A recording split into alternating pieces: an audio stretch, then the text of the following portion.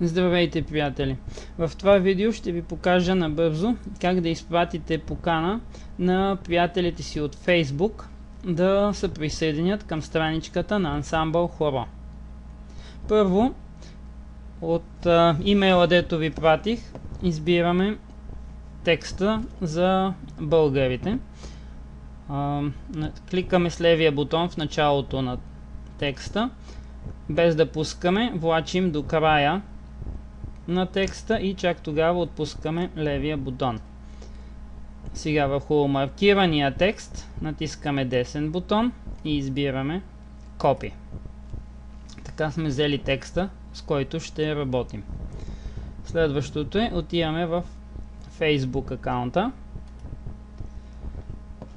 и за да видим приятелите си, десен бутон върху стрелка надолу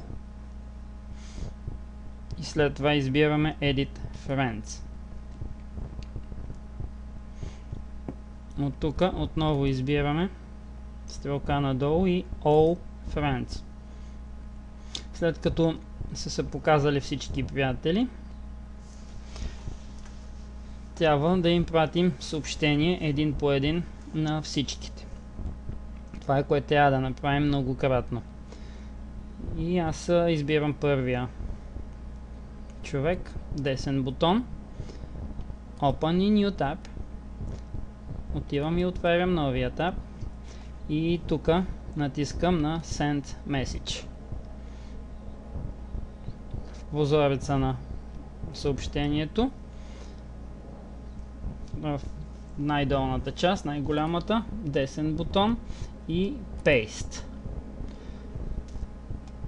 Сега маркираме първия ред, като натискаме в края на първия ред, влачим до началото и тогава отпускаме левия бутон на мишката.